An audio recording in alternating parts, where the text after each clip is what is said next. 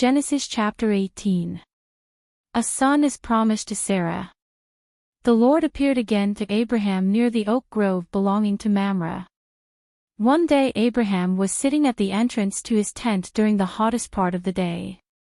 He looked up and noticed 3 men standing nearby. When he saw them, he ran to meet them and welcomed them, bowing low to the ground. "My lord," he said, "if it pleases you, stop here for a while. Rest in the shade of this tree while water is brought to wash your feet.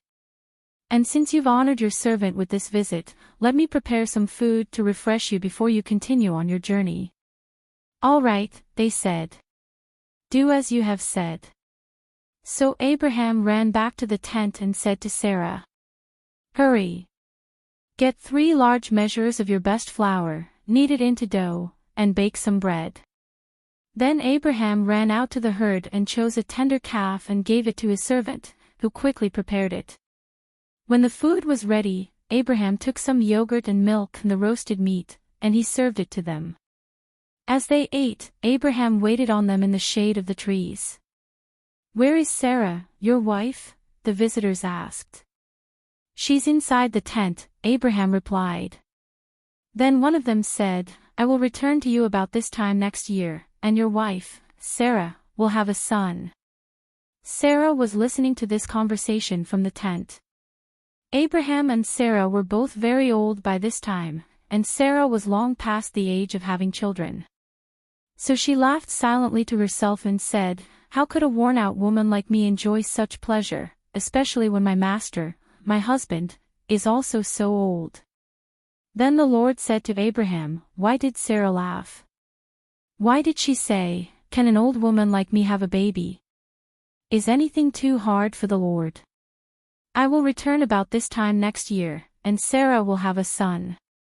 Sarah was afraid, so she denied it, saying, "I didn't laugh." But the Lord said, "No, you did laugh." Abraham intercedes for Sodom. Then the men got up from their meal and looked out toward Sodom. As they left, Abraham went with them to send them on their way. "Should I hide my plan from Abraham?" the Lord asked. "For Abraham will certainly become a great and mighty nation, and all the nations of the earth will be blessed through him. I have singled him out so that he will direct his sons and their families to keep the way of the Lord by doing what is right and just. Then I will do for Abraham all that I have promised." So the Lord told Abraham, "I have heard a great outcry from Sodom and Gomorrah, because their sin is so flagrant. I am going down to see if their actions are as wicked as I have heard. If not, I want to know." The other men turned and headed toward Sodom, but the Lord remained with Abraham. Abraham approached him and said, "Will you sweep away both the righteous and the wicked? Suppose you find 50 righteous people living there in the city, will you still sweep it away and not spare it for their sakes? Surely you wouldn't do such a thing, destroying the righteous along with the wicked. Why, you would be treating the righteous and the wicked exactly the same. Surely you wouldn't do that. Should not the judge of all the earth do what is right?" And the Lord replied, "If I find 50 righteous people in Sodom, I will spare the entire city for their sake." Then Abraham spoke again. "Since I have begun, let me speak further to my Lord, even though I am but dust and ashes. Suppose there are only 45 righteous people rather than 50. Will you destroy the whole city for lack of 5? And the Lord said, "I will not destroy it if I find 45 righteous people there." Then Abraham pressed his request further. "Suppose there are only 40.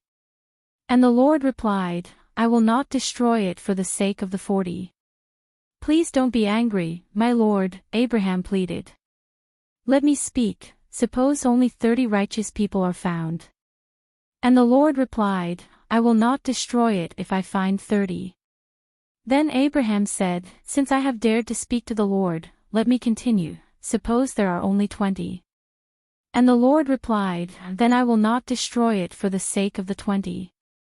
Finally, Abraham said, "Lord, please don't be angry with me if I speak one more time.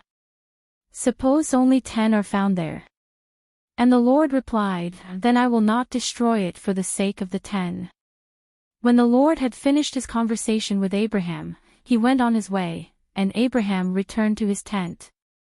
Thank you for listening.